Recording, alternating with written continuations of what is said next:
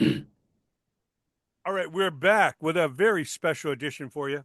Our special guest is a world renowned, award winning guitarist, band leader, songwriter, and so much more. Please welcome from the mighty Uriah Heep. It is Mick Box.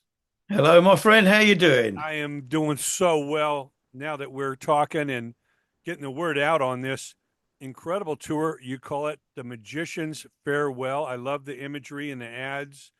You got, of course, reference to the Magician's Birthday, the album that came right after Demons and Wizards.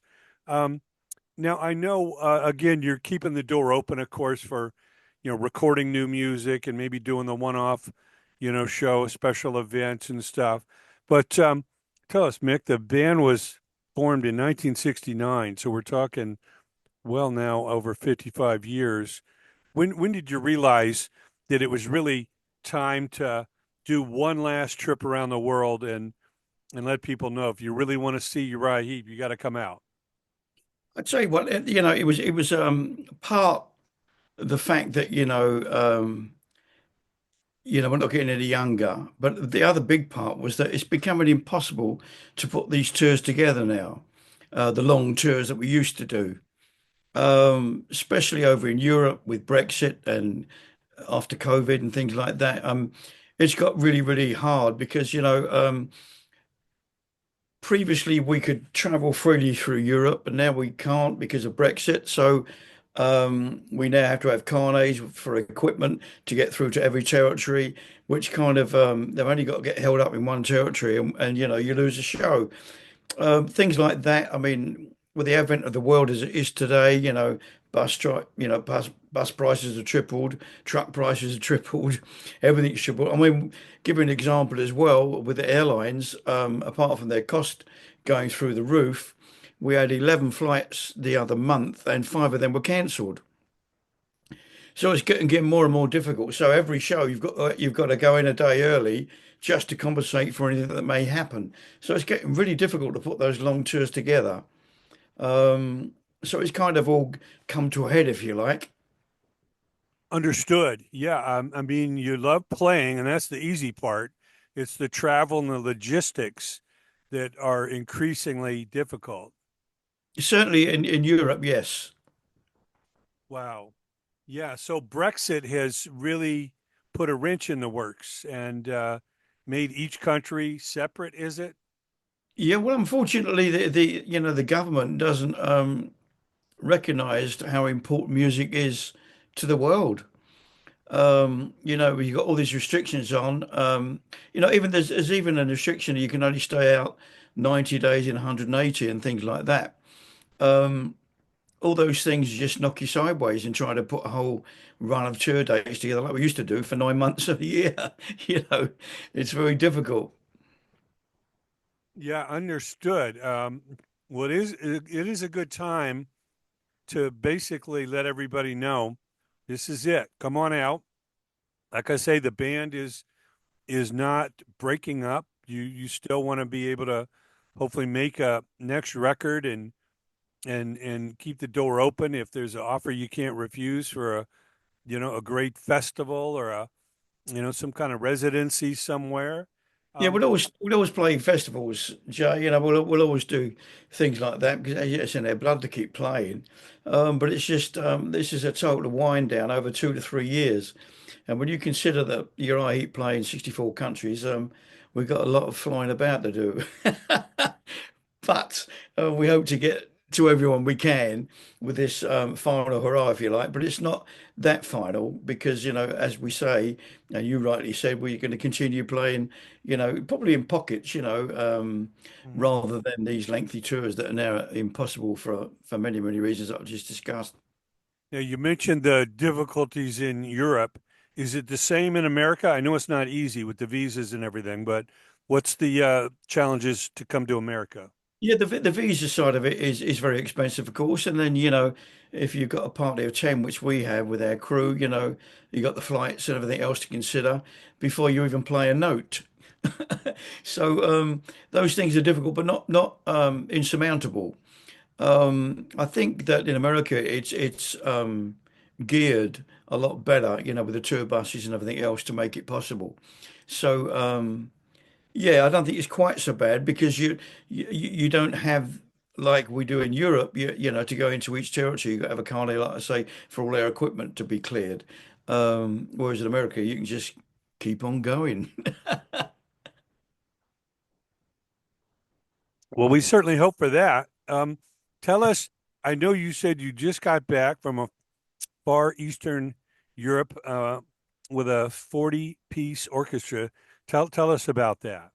Yeah, I mean, I've done this a few times. It was just Bernie and myself, the singer and myself, Okay. and we go out. We did a few in Europe with a package called Rock Meets Classic. Okay. And in those particular times, it was, four or five artists all playing their songs with an orchestra. And it's a great evening. We've done it with Alice Cooper, we've done Felder from the Eagles, we've done it with Joey Tempest from Europe and stuff like that. It's a lot of fun, and your music takes on a new dimension with an orchestra. Certainly a song like July Morning has so much more romantic connotations to it, with the violins and everything going. It's just really lovely. So it's really nice to do those things. And of course, the plus side of that is I got up every night and played Schools Out with Alice. Oh yeah. And I got up before the encore every night with Don and played Take It Easy from the Eagles, which is Okay. nice. And of course, Final Countdown with Joey with Europe. So they were great. They were great things. But this is to pick up another brand that's starting up. And it started up with the Czech Republic in Eastern Europe and actually we are the only artist on it. So they do a lot of popular songs with an orchestra, and then we Okay. come on at the end of the night for about 30 minutes and just rock the house. There you go. Well, give us an idea, looking at the lay of the land of the Magician's Farewell Tour.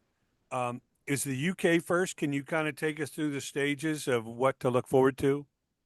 Yeah, well, I'm off tomorrow to a Rock Legends cruise from Miami for a week. Again with Alice Cooper, funny enough, and with Don.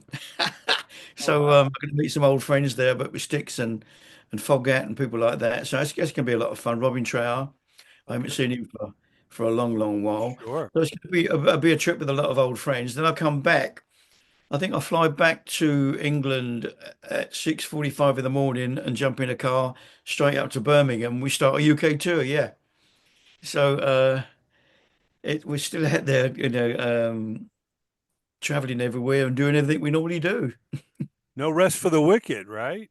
No rest for the weekend. And we can do the UK tour. Then we're off to a South American tour. And we're doing Uruguay, Chile, Argentina, and Brazil How many for times have you been to South America? probably about five. Okay. Yeah, I know the five. fans are passionate. They can't wait to see you. They don't get as much, if you're in Europe or America, so they're starved for it. Yeah, well, they do get quite a lot out there, to be honest. But they just live for their music, Okay. So they are very responsive as an audience. And it's almost like music is their religion, It's that strong in their belief mechanism. So we go out there and have the greatest time with those audiences. You can't help but love it. Yes. And then where do we go from South America? Well, they were looking at Japan, but I think it's going to morph into European festivals. Okay. Then I think in October we've got a tour through Germany, Austria, Switzerland, all the usual Uh-huh. surrounding countries, which will take us up to Christmas. And then, of course, we're looking at the new year. I think we're actually going on the Rock Legends cruise next February. And then, with luck, we will try and piece something together in America, which will spin off from the Rock cruise, which is obviously from Miami. And and I know, like I say, your last tour in America with Saxon, very, very well received, but you didn't really come west of the Mississippi. Will you look at doing America in stages or try and go east to west? I think that's all down to our agent. Okay. There's only good in Harry's dartboards set up. Yeah.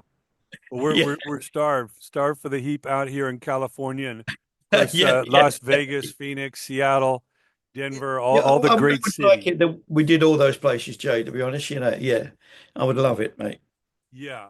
Well, we can't wait for that. And like I say, I know it's a long tour, and I know after that you will definitely get a welcome home. I know your family loves to see you, and they don't see you too much these days, and you kind of have to look at the calendar and say, well, here's when I'm home, and let's make the most of it. So, will you look forward to kind of at that point, all the millions of miles you put in since the 70s, to kind of smell the roses?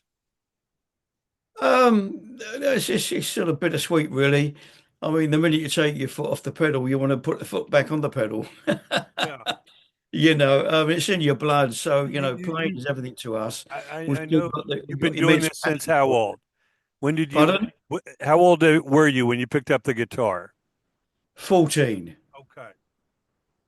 And Well, I was committed from that moment on. That was when I actually said, this is what I want to do for the rest of my life. And luckily, I've been able to do that, whereas lots of people haven't. So I've been very blessed to be able to do that.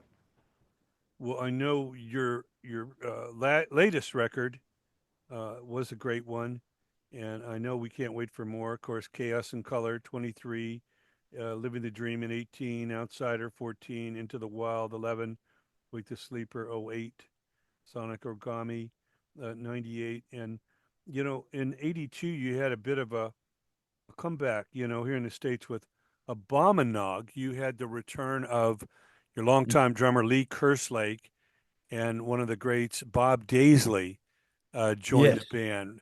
What are your memories of that era? Oh, it was fantastic because it was almost like a rebirth. Um, and of course it went top 40 in America, which was great. It was the infancy of the MTV Hmm. um, videos that were being played. And we teamed up with Def Leppard, who were the biggest things in sliced bread out there at that time. Sure. They just hit on an MTV. We hit with a song called "The Way That It Is," written by Paul Bliss, on the MTV as well. So we were getting eight times a day rotation on our video, and they were getting tons on theirs. And we went out and we did a rocking tour with them all over America, and it was just absolutely fantastic. But it was really kind of a little rebirth. Yeah, it really was. From there into Head First in 83 and Equator in 85, and of course, a lot of people have great memories of that classic 70s era. Very heavy, very humble in 70, Salisbury 71, Look at Yourself, also in 71, Demons and Wizards 72, Magician's Birthday 72. Seems to be a theme there, or two albums a year for a while there, Sweet Freedom, Wonder World, and that classic lineup, of course, of Ken Hensley and David Byron and Gary Thane, and of course Lee Kerslake. Um, Yeah. do you in any way pay tribute to? Well, obviously you play a number of songs from that era, but you kind of on this final tour have any plans to kind of honor the alumni? We did that on our 50th anniversary, Jay, which was a 3 hour show where we went out and we played an acoustic show. We were our own support band. Oh We did wow! an acoustic show and then came out and did an electric show. And we had lots of film and footage of every member that had ever been in the band, and we played tribute right there and then. And it was very heartwarming to do that, and it was an amazing show. We even had a museum in the foyer of every venue with pictures of the old days Uh-huh. and all the awards and everything else, so it was Wow. really, really, really a cool thing to do. It was exhausting because we did about, I don't know, it was about 30 shows in about 17 countries Mm. with that. And it was but it was really, really great. So we've actually played that homage to every previous member already. Yeah. So I think this will be a different sort of uh, a different hat on, if you like. Yeah, well, we certainly appreciate that. And speaking of Bob Daisley, I know he is um, often thought of by so many. Not only played in Uriah Heep and Widowmaker and all that, but his time with Lee Kerslake in the Blizzard of Oz with the Blizzard of Oz album and Diary of a Madman, which brought the young guitarist from Burbank, North Hollywood area here in California, Yeah. Randy Rhoads, to the world. Um, I know you must have been proud of senior mate, Lee and Bob Daisley make history with those Ozzy albums. Oh, 100%. And Randy was a big Heat fan, so that was really cool. I mean, I used to go, even though Lee and I weren't working together at the time, I used to go down to the rehearsals to see them. So I could see how powerful it was sounding and how good it was sounding and what a great guitarist Randy was. So, and with a rhythm section like Bob and Lee, they couldn't lose. Yeah, no question. I mean, monster sound, and people look at Ozzy, the first two albums, as the peak of his solo career. Even though he brought in Jakey Lee and brought in Zach Wilde after Randy Rhoads, it was Yeah. never quite the same to a lot of us. Um, I know with this final Ozzy appearance and Black Sabbath show announced, um, and Ozzy did make reference to Randy Rhoads at the Rock and Roll Hall of Fame induction that, I without was there for Randy, that. you were there. Okay, Yeah, yeah, yeah. I flew in for that one. Yeah. beautiful. And I know he said, without Randy, I might not be here. It was quite nice. But I know to a lot of us, Bob Daisley and Lee Kerslake should have gotten a bow. It only took a couple extra seconds to mention, of course, Bob Daisley, who contributed heavily to the lyrics in the first six albums and played bass up and down all those hits. We wouldn't have a Crazy Train, without Bob's lyrics and Right. Randy's guitar. So, do you feel that Ozzy should have celebrated Bob Daisley and maybe Lee? I think he should have celebrated that lineup Yes, before and recognized the fact of what they did achieve. I mean, they were platinum selling albums, both of them, and they're really his benchmark, aren't they? In everything that followed. So yeah, I think it would have been nice for him to do that, but I can't talk for anyone else, mate. of course. But if that was me, I'd certainly be making those sort of references because I think they deserve it. Well, it's kind of interesting that Crazy Train has become the big uh, football anthem. You hear it in stadiums all over the world, across Yeah, love it. America and around the world. You hear Randy's riffs and the amazing lyrics of Bob Daisley and the thundering bass come in, and the stadiums are cheering. It's even bigger than "We Will Rock You." Crazy Train has become the football That's just stadium huge. anthem. That's fantastic. Yeah, I love that. I love hearing that. It is amazing. Well, of course, you've got so many hits to go through, and I know the set list must be challenging because you still want to pay tribute to all the eras, including the latest stuff. But we want to encourage everyone to go online and check out the dates as they're announced for Uriah Heep's Magician's Farewell Tour. And of course, we can't let you go, Mick, without letting everyone know that we are here, certainly paying tribute to you and your band being a member of our Rock Forever Hall of Fame. And rest in peace to David Byron, Ken Inslee, Gary Thane, Lee Kerslake, Trevor Bolden, and of course, the great late Randy Rhoads. Thank you so much for joining us, Mick. Always a pleasure. Can't wait to Thank you, see you Jay. when you Thanks come for your time, mate. stateside. And California loves you, man. We the Golden State is ready to embrace you. So please Fantastic, my friend. Well, bring I'm it. ready to pack my suitcase. Well, till we speak again, and we hope to catch up with you either during or certainly culminating the tour. Thank you so I would much. love that, Jay. Love that, mate. Yes, of course. Appreciate it, Mick.